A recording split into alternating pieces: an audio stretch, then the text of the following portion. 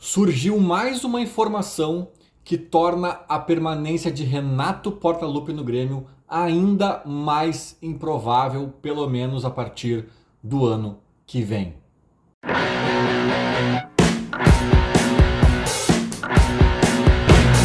Eu já estava achando por vários motivos aqui, né? Sigo achando, na verdade, que o Renato deve sair do Grêmio. Minha única dúvida, como eu até falei no último vídeo, era se talvez saia agora já, ou se tropeçar no Grenal, ou nesses próximos jogos, ou algo do tipo. Tem uma data FIFA ainda, né? Pela frente ali, antes do Grenal, que seria até um momento para essa troca aí acontecer, talvez um pouco antes. Então, a minha dúvida é se ainda tem essa brecha de ele sair com o bonde andando ou se vai ser no final do ano. Mas eu tenho uma sensação muito forte de que o trabalho dele chega ao fim no Grêmio, no máximo em dezembro desse ano. E hoje, né, me deparei com uma notícia, uma informação que cristaliza ainda mais essa hipótese e explica algumas coisas do ambiente do Grêmio, né? Eu não me lembro quem foi o jornalista, talvez tenha sido o JB Filho. Alguém disse que o Renato teria, na verdade eu acho que muitos jornalistas falaram, né, que o Renato, lembrei, o Renato teria falado com a direção, né, solicitado ali um tete a tete para reclamar que está se sentindo sozinho, isolado, sobretudo nesses embates que ele mesmo cria, né, mas ok, ele cria o embate e depois reclama que está sozinho no embate, mas enfim, que ele estaria sozinho no sentido de se manifestar, de falar com a imprensa, que talvez não esteja se sentindo respaldado, que ele sente falta de uma diretoria mais presente, também se comunicando, também talvez defendendo ele ou defendendo alguns pontos de vista da instituição. O que isso aí muitos jornalistas falaram, me parece um fato, portanto, o que o JB Filho informou hoje, que foi uma notícia que eu vi hoje, é que pessoas de dentro do Grêmio, lá da arena, né, funcionários do Grêmio, de várias esferas, também não concordam com a forma que a direção, né, talvez o Alberto Guerra tenha encampado esse modus operandi, né, mas que lá dentro do Grêmio ninguém concorda com essa forma de se comunicar, né, com a ausência até mesmo de uma comunicação mais efetiva e que de várias formas julgam lá dentro. Eu já falo disso aqui há tempos, né, no mínimo desde o início desse ano, se não ainda no ano passado. Mas lá dentro parece que a visão é semelhante. Outros setores do Grêmio, nada a ver com o Renato, também se queixam disso. E o que o Renato fez, de certa forma, foi se queixar também da comunicação da direção, né? Do caso do Guerra, ou talvez de outros dirigentes, mas que pelas notícias, né, que rolam aí, esses outros dirigentes também não estariam falando tanto por orientação do Guerra. Então, no fim das contas, se isso for verdade, se for exatamente isso, tudo gira em torno dessa convicção do presidente Alberto Guerra. A partir disso, tem duas coisas importantes para serem faladas e analisadas aqui neste caso. A primeira delas é sobre a saída do Renato, né, a iminente saída do Renato do comando do Grêmio, que me parece ainda mais clara. E por que eu digo isso? Porque o Renato tá brabinho com a direção, então ele vai querer sair? Talvez também, mas nem é esse o meu ponto, cara. Eu acho que essa notícia revela um grande trunfo da direção do Grêmio escorrendo pelo ralo, né? Um grande trunfo de ter Renato Portaluppi comandando o time escorrendo pelo ralo. Qual é o trunfo? Qual é o benefício que Romildo, Guerra e outros presidentes já colheram tendo Renato Portaluppi como treinador em suas gestões? O escudo que ele é, a blindagem que ele oferece, né? É muito cômodo, por vezes, dirigir um clube em que Renato Portaluppi é o treinador, sobretudo falando de Grêmio, né? Essa figura que é o Renato Portaluppi no Grêmio. Porque ele toma conta do ambiente, ele abraça coisas que ele nem precisava, ele, como eu sempre digo, preenche vácuos que deixam abertos. Se tiver que abraçar questão da logística, ele vai abraçar, da nutrição, né? Ele fala pela direção, ele fala pelo Grêmio, ele fala o que deveria, ele fala o que não deveria, e nem sempre é culpa dele, tá? Ou talvez nunca seja culpa dele, porque se os vácuos foram deixados abertos, foram deixados por terceiros. E se a imprensa pergunta coisas pro Renato, que não é exatamente da alçada dele, é porque não tem alguém que de fato é dessa alçada que tá falando a respeito. Então, e se torna cômodo. Se torna cômodo se esconder embaixo da saia do Renato. Se torna cômodo, porque ele tem o tamanho dele no Grêmio, né? Um ídolo como jogador, como treinador, como estátua, com todo esse tamanho que a gente já conhece. E aí ele tem esse estofo para às vezes bancar alguma declaração, alguma informação, alguma defesa ao clube, etc, etc. Só que 2024, como nunca antes talvez na história do Renato no Grêmio, até juntando treinador com jogador talvez, mas especialmente falando do Renato treinador, acho que nunca esteve tão desgastada a imagem dele junto ao torcedor. Deixando claro, né, do profissional Renato, não da figura humana, do ídolo principalmente, mas do profissional Renato. Então, meu povo e minha pova, significa que o escudo Renato está quebrado. A blindagem que o Renato oferece está furando.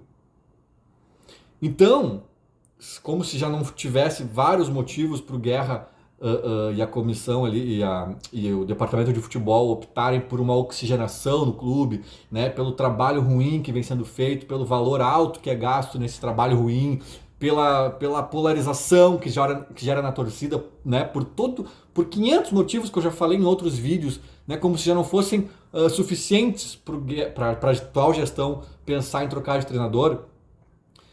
Um motivo que nos deixava sempre, que nos deixa talvez sempre com o pé atrás de que talvez eles acabem optando pela renovação com o Renato, é justamente essa comodidade, essa blindagem que ele oferece. Mas que ele está oferecendo menos. Ele está oferecendo menos, tanto é que ele pediu ajuda. Quando que o Renato vai pedir ajuda por uma diretoria? Ah, vocês têm que me ajudar lá na entrevista. O Renato até gosta de centralizar as coisas. O Renato até gosta de deixar que ele fale. Não, essa aqui eu vou responder. Agora, o Renato está fragilizado num nível jamais visto. As palavras do Renato não se sustentam mais. E o campo não ajuda a sustentar nenhuma palavra, porque às vezes o Renato também se contradizia e falava uma bravata meio estranha, não sei o que, mas ganhava, mas não sei o que, no fim das contas dava certo e tal. Agora, cara, as contradições estão maiores, em maior quantidade, as bravatas estão mais tristes até, eu diria, e o campo tá dando na cara do Renato. Né? E eu não estou dizendo só dos resultados ruins, que isso aí é óbvio, tá? Qualquer criança olha para a tabela e vê, mas eu estou dizendo assim, das contradições que tiram a paciência de todo mundo, cara. Um Renato que, ao ser questionado por que JP Galvão, Renato, tu não tá vendo que a gente tá jogando com um a menos? E coincidentemente, né, quando ele sai, o Grêmio melhora, é um negócio incrível, quantos pontos a gente incinerou com essa insistência dele. Gente, é o único centroavante que eu tenho. Eu preciso jogar com centroavante. Mas Renato joga sem, tu foi campeão da Copa do Brasil com o Luan de falso 9, não é obrigatório jogar com centroavante. Não, tem que jogar com centroavante, tem que jogar. Ele justificava o JP Galvão assim. Depois ele justificou o improviso do Galdino como centroavante pelo mesmo motivo. Gente, é só o que eu tenho. Eu preciso improvisar o Galdino. Aí daqui a pouco desembarca aqui Bright White, Arezzo, né? Quem mais? O Diego Costa acho que estava lesionado, mas enfim, tinha Arezzo e Bright White dele. Não. Jogou com o Natan Pescador improvisado de não sei o que, papapá. Aí uns 3, 4 jogos a gente dizia, Renato, mas bota o centroavante. Não, eles acabaram de chegar, eles estão se ambientando, não é assim sair botando o jogo. Como não é assim, Renato? Tu botou o JP Galvão por um ano, tu botou o Galdino, que não é nem da função. Aí um belo dia, tem que ter centroavante. No outro dia, para não botar o Arezzo, que quando estreou bem, cavou pênalti num belo giro, lembra lá em Caxias ainda, e o Bright White começou bem também. Cara, ele se contradiz, e agora ele tá dizendo que não dá para jogar com 4 atacantes.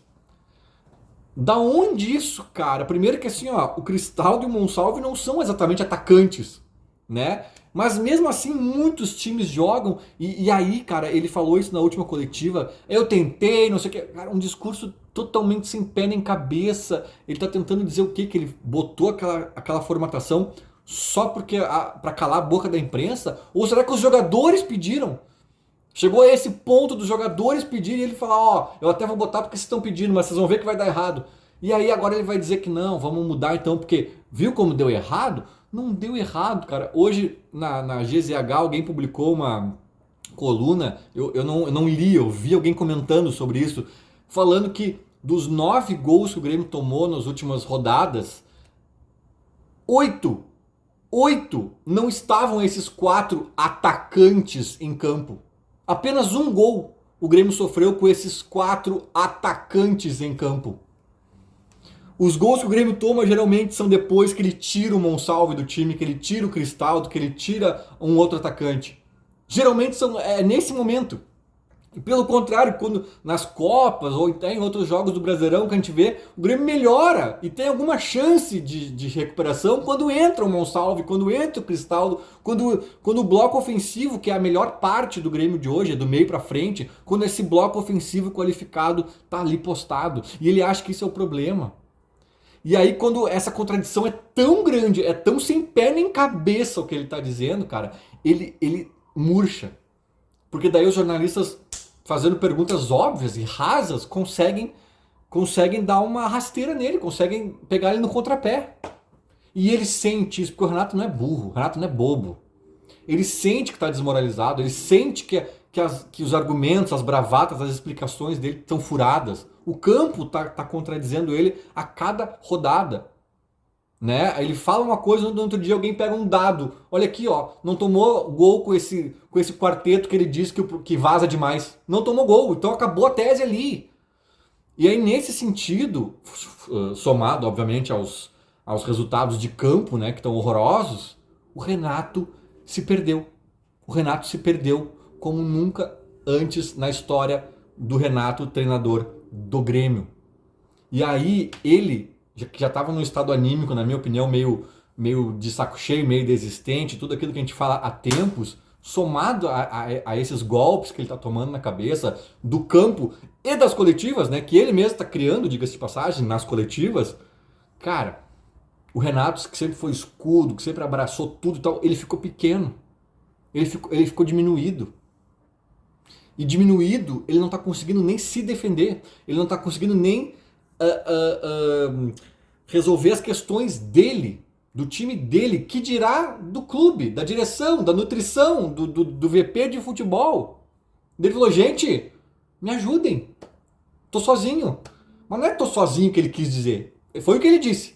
Mas ele disse, gente, me ajudem, tô fragilizado. Essa é a frase real.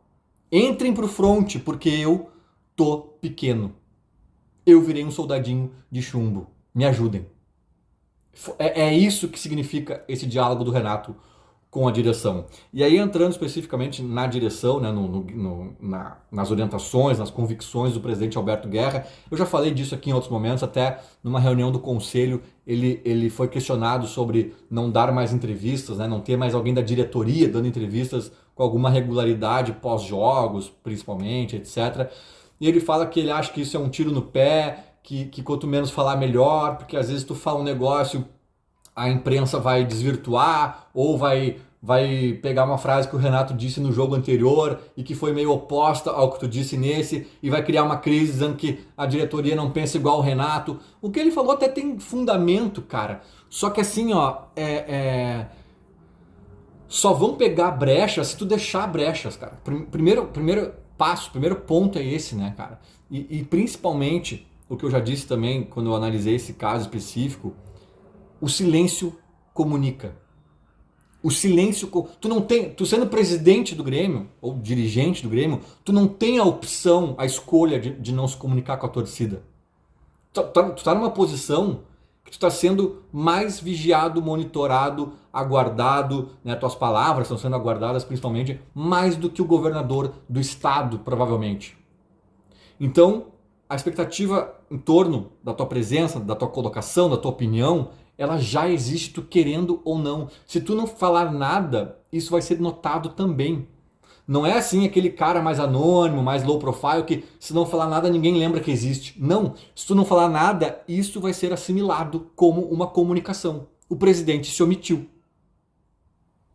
Sem falar, eu dou aquele exemplo também do Diego Costa, que foi fazer o tratamento dele na Espanha, que quando tu não fala algumas coisas que são boas, tu abre margem, brechas para narrativas livres, que podem ser horríveis. Criaram uma crise no Grêmio, porque o Diego Costa tinha ido para Madrid, eu acho que ele vai, né, que ele mora, a família dele mora lá e tal, para fazer o tratamento da lesão dele.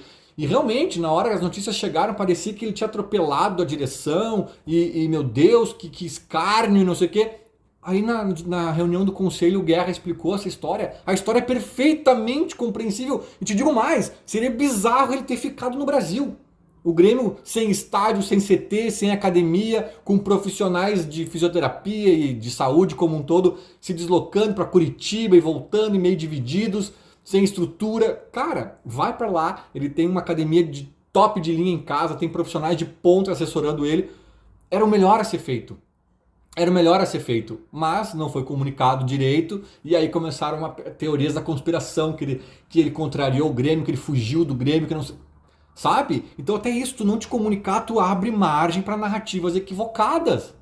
Tu tem que te posar, tem que pegar as rédeas da narrativa. Sabe? Sem falar que quando o clube tá mal, o simbolismo de uma omissão, ela é forte, cara. E talvez respingue até em campo. Talvez, não sei se é só o torcedor que se sinta abandonado, que se sinta desprestigiado. Talvez até os jogadores sintam que não tem ali um estofo por trás de alguém forte, que se posiciona, que defende o Grêmio, que pega junto, que tá, sabe? Então assim, e outra, eu não, a gente vai falar menos porque pode ser tiro no pé. Cara, se a tua gestão, a não ser que tu saiba que a tua gestão, que tu acredite que a tua gestão é horrível. Porque daí realmente, se tu só tem coisa ruim para falar, se vão te questionar sobre alguns fatos e a tua resposta honesta obrigatoriamente vai ser ruim, aí é melhor não falar mesmo, né? Se tu não tem nada de bom para falar. Agora, se tu acha que a tua gestão é boa, satisfatória pelo menos, e tu não fala, a impressão que dá é dessa primeira hipótese. O Guerra não tá falando porque não tem o que falar. Ele sabe que contratou um time horrível, eu nem acho isso, tá? Que é horrível, mas talvez a mensagem que passa é essa. Ele sabe que tá fazendo um trabalho ruim, que não tem o que falar de bom e não tá nem falando por conta disso, tá fugindo dos microfones. É isso que transmite, além de tudo. É isso que transmite. Porque tu vai ser pego na contradição ou na malícia de um jornalista ou na distorção, principalmente se tiver distorção mesmo. Principalmente se tu falou uma coisa na terça e disse outra na quinta, né? Aí sim, tu vai ser uma presa fácil. Mas se tu tiver uma mínima consistência ou pelo menos coerência do que tu tá fazendo, cara, aí é só ter um pouco de media training, um pingo, um mínimo de media training e dá para se comunicar de uma forma segura. E outra ainda, que eu falei também em outro momento, eu acho. Beleza, tu não acredita em nada disso de comunicação, acha que é balela, que não, realmente não tem que falar, porque senão é tiro no pé. Cara, faz vídeos gravadinhos dentro da tua salinha, no ar-condicionado, com texto, com roteiro, sabe? Mas te comunica. Ali não tem chance do ao vivo, da casca de banana, da contradição, daquela fala equivocada, né, que às vezes sai ali no improviso. Pega um ambiente controlado e controla a narrativa, né? O torcedor há horas está falando disso, dessa comunicação falha do Grêmio. Agora, pelo visto, tem funcionários concordando e chegou ao ponto do Renato pedir: comuniquem-se, por favor, me ajudem. Então, é esse o ponto deste vídeo. Feito? Era mais ou menos isso. Falou, abraço.